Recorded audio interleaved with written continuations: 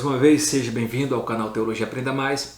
Estamos aqui para gravar o quinto vídeo, relacionado à questão dos problemas emocionais, as doenças mentais, numa perspectiva, numa perspectiva teológica, ver a depressão à luz da ciência, a depressão à luz da Bíblia, como tratar ela nos meios estabelecidos por Deus e como Deus estabeleceu para nós no nosso dia de hoje. Então, curte aí, entra no nosso canal Teologia Aprenda Mais, entra lá no nosso playlist, deixa o seu like, curte os nossos vídeos, compartilhe eles, Então, vamos analisar e pensar teologicamente, filosoficamente, dentro dos campos da ciência também, dos ditames, dos postulados científicos. É isso que estamos aqui para analisar e pensarmos acerca daquilo que é certo e é verdade.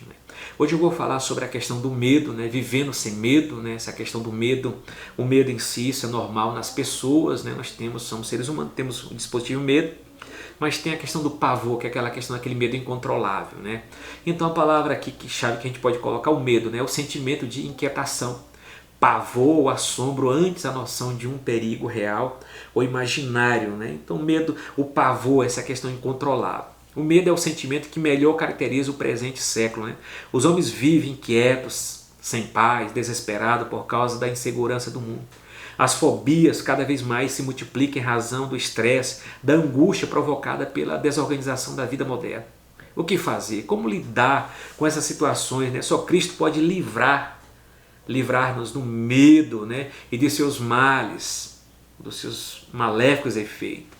A gente pode colocar o seguinte, a questão da fobia, e vamos dizer algumas fobias, esse medo, algum tipo, nomenclatura que a gente pode colocar. Então, acrofobia, é o medo de altura, o medo de altura. Sinofobia é o medo de cachorros. E aerofobia é o medo corrente de ar, E a cremorfobia é o medo de precipícios, E a acrodromorfobia é o medo de aviões, e algofobia é o medo de dores, E carpofobia é o medo de frutas,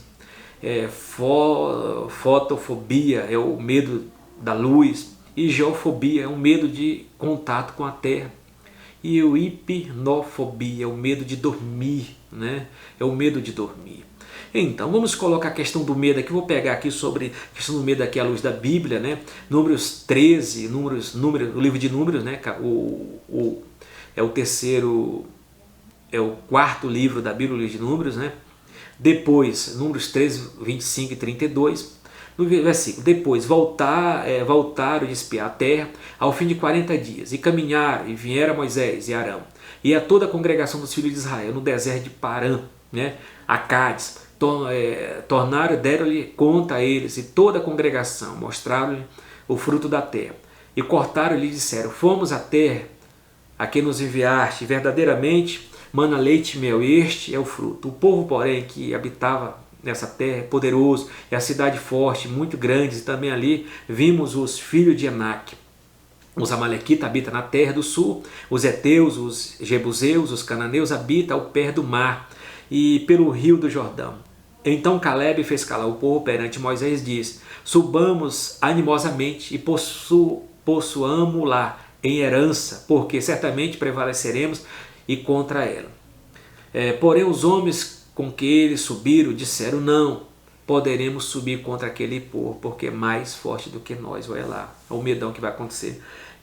Infamaram a terra, que tinha espiado perante os filhos de Israel, dizendo, a terra pelo meio da qual passamos a espiar, a terra que consome os seus moradores, e todo o povo que vimos no meio dela são homens de grande estatura. Causou um pavor no povo, Então vamos colocar os temores desse século, voltado por essa base aqui, depois do resultado que eles tiveram, o relatório que veio dos 12 espias, Somente Josué e Caleb trouxe algo positivo da parte de Deus, que eles iam vencer e conquistar a terra da maneira que Deus estabeleceu, mas os demais 10 falou, não, lá tem gigante, a terra que consome seus moradores, etc. Nós vamos ser devorado, Então causou um tumor, um medo no povo. Os temores desse século, um medo no indivíduo. Há no mundo um medo generalizado que assola as pessoas individualmente. Não importa a sua posição social, idade ou formação acadêmica, do cidadão comum aos mais ricos, do iletrado ao culto do homem do campo ou da cidade, todos estão cada vez mais atemorizados ante a avalanche de desmando de toda a natureza que se abate sobre o planeta. O medo nas comunidades. Nos tempos bíblicos, a cidade era cercada de muros altos, pilar, pois o risco de invasão era constante. Hoje, a situação é bem pior. A crescente violência urbana tem gerado pânico, insegurança por toda parte, o medo no mundo. Ataques terroristas, como os que sofrem nos Estados Unidos, em 11 de setembro, que aconteceu em 2001, vem assolando em vários países. Sem dúvida, isso é o cumprimento da palavra profética de Cristo acerca da sua gloriosa volta.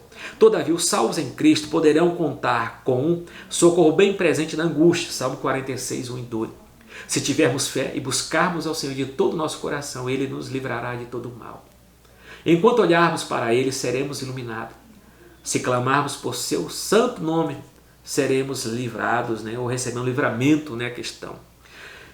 Os medos do ser humano, medo do insucesso. A Bíblia afirma que, infelizmente, aquele que confia no Senhor, a falta de fé em Deus, faz com que o crente seja dominado pelo medo de fracassar em diversas áreas da vida, profissional, acadêmica, ministerial. É urgente confiarmos a Deus todos os nossos sonhos, projetos e objetivos, claro. Salmo 37, 5. Quem teme ao Senhor sempre escolhe o melhor caminho diante das crises, pois o próprio Deus encarrega-se de orientá-lo.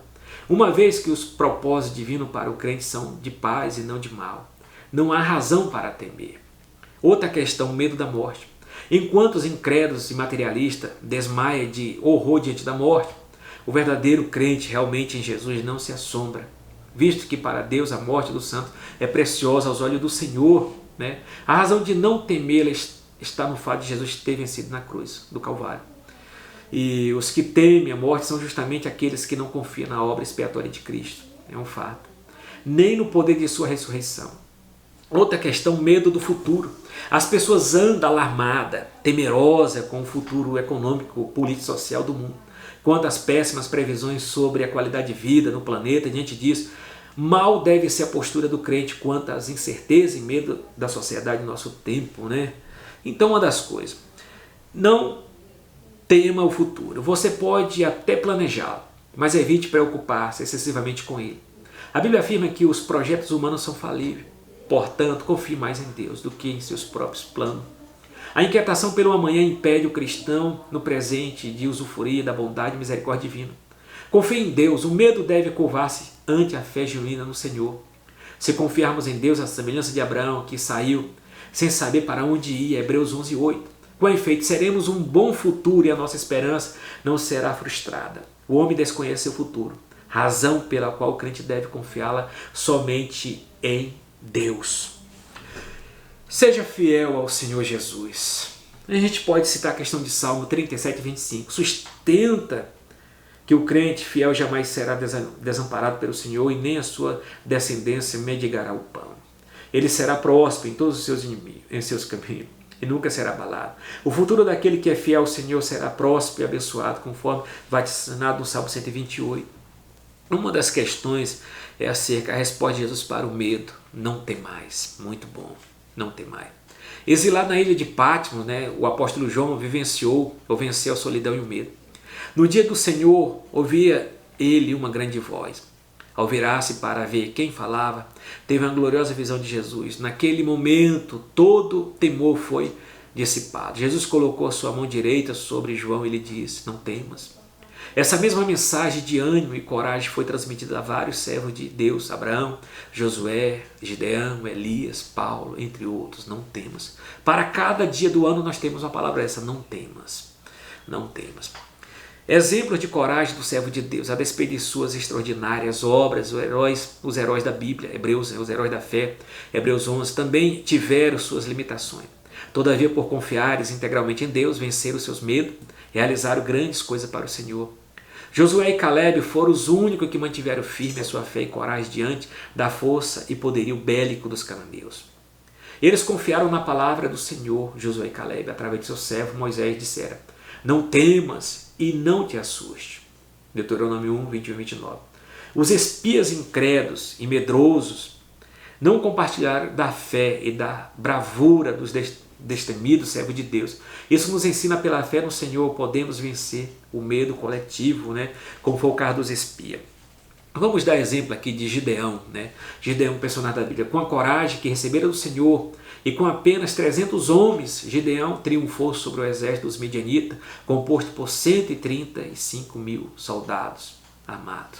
Mas Deus deu a vitória. Juízes 7, 20 e 25. Davi, a despeito de sua pouca idade e inexperiência militar, não se intimidou diante do inimigo, mas com bravura e genuína fé venceu o gigante Golias. 1 Samuel 17, 40 e 50. Elias, diante dos 450 profetas de Baal, dos 400 profetas de Azerá, não se apavorou, derrotou em nome do Senhor. Também Daniel, pela fé, teve paz e descanso enquanto o anjo do Senhor o livrara da boca dos leões. Daniel 6, 16 e 23. Pedro enfrentou com coragem os membros do Sinédrio e não se amedrontou diante das ameaças. Atos 4, 1 e 13. A questão de Paulo ao ser interrogado, açoitado e preso, não temeu diante das autoridades romanas. Quando fores assolado pelo medo e aflição, não te desespere. Põe a sua fé no meigo Salvador e ouça a sua voz, a sua suave voz lhe dizendo: não temas, não temas. Como vencer o medo? Faça a vontade de Deus. O crente que vive segundo a vontade de Deus dorme em paz, mesmo diante da grande tensão. Sua tranquilidade se baseia na certeza de que o Senhor agirá em seu favor. O anjo do Senhor acampa-se ao redor do que os teme e os livra. Salmo 34 e 7. Outra questão, busca a presença de Deus. Em toda parte há crentes que moram em cidades violentas, ameaçadas por tráfico. As famílias constroem suas casas e sentinelas guardam a cidade, mas ambas as atividades são inúteis se o Senhor não estiver presente. Se o Senhor não edificar a casa, em vão trabalha os que edificam. Se o Senhor não guardar a cidade, em vão vigia o sentinela. É o Salmo 127, 1. Devemos buscar o refúgio do Senhor. A humanidade está mergulhada no medo porque o mundo jaz no maligno. Todavia, não há razão para o crente temer. Deus preserva os que são seus, os que se refugiam em Deus e descansam em Deus. São palavras muito profundas da Bíblia Sagrada para os nossos corações. E a questão diante das lutas que tiveram lá, o medo lá do povo de Israel, Deus entrou, levou o povo de Israel para a terra prometida, como havia prometida para Moisés na conquista. Josué e Caleb, ainda que eles caminharam os 40 anos sobre o deserto, mas eles entraram na terra prometida e conquistaram a terra prometida em proporções, e assim foram conquistando. Então, a vitória sobre o medo está no amor. Por amar a Deus, grandes cristãos do passado não temeram pela própria vida. A Bíblia diz que o amor não existe medo. A Bíblia diz que no amor não existe medo. Ao contrário, o perfeito amor lança fora o medo. João 4,18. Amemos a Deus acima de todas as coisas e ao próximo como a nós mesmos. Ele nos guardará de todo mal e temor. Lucas 8,50. E uma das questões assim, a paz lança fora o medo. Quase todas as pessoas, dá uma citação, entrando no campo da fé. Entrando no campo da fé. Quase todas as pessoas que sentem medo querem identificá-lo, explorá-lo, encontrar meios de livrar-se dele de uma vez por todas. Será realmente possível abolir a ansiedade diária? Sim, é possível. O apóstolo João nos ensina que o amor é a maneira correta de sermos livres do temor que obstrui o caminho da fé. Ouçamos cuidadosamente o que ele fala a esse respeito. No amor não existe medo. Antes, o perfeito amor lança fora o medo. Aquele que teme não é aperfeiçoado do amor, meu Deus. 1 João 4,18. Portanto, fica evidente que a nossa fé é isto. Nossa confiança em Deus, em suas realizações ao nosso respeito, somente serão aperfeiçoadas a partir do momento que aceitarmos toda a sua vontade. Então, ele derramará do seu amor em nossos corações, por meio do Espírito Santo que nos é dado. Assim, o medo que pode ser comparado a uma pequena sujeira em nossa mente será impedido, ou até mesmo destruída pela ação poderosa do Espírito Santo em nossas vidas. A fé, que é uma reação positiva da alma, agora tem livre curso para operar. Assim, portanto, a melhor terapia para trazer libertação do medo é o amor, claro. E uma das coisas seguintes, o medo é uma das consequências, da queda, do pecado de Adão e Eva. Adão e Eva, antes de pecar, eles não tinham medo, não tinham depressão, não tinham doenças físicas, doenças emocionais, doenças mentais. Mas depois do pecado, após o pecado, Adão sente medo. Adão sente medo. Adão sente um medo, né? Que o medo pode ser a questão biológica, orgânica, necessária do organismo, instintal, etc. Mas ele sentiu pavor, né? Sentiu medo, pavor, depressão e etc. Né? Então, classificamos, né, que toda doença, as doenças que existem no mundo são consequência do pecado de Adão e Eva, inclusive o medo que é lançado sobre a face da terra. Então, devemos pensar e analisar uma das melhores coisas que possamos ter. E termino com a frase de Santo Agostinho. O homem tem um vazio existencial do tamanho de Deus. Somente Deus pode preencher esse vazio. Somente Deus tem uma resposta para mim e para você diante do medo do mundo, da tristeza, do futuro, das situações adversas. Então entregue teu caminho ao Senhor, confia nele, o mais ele tudo fará.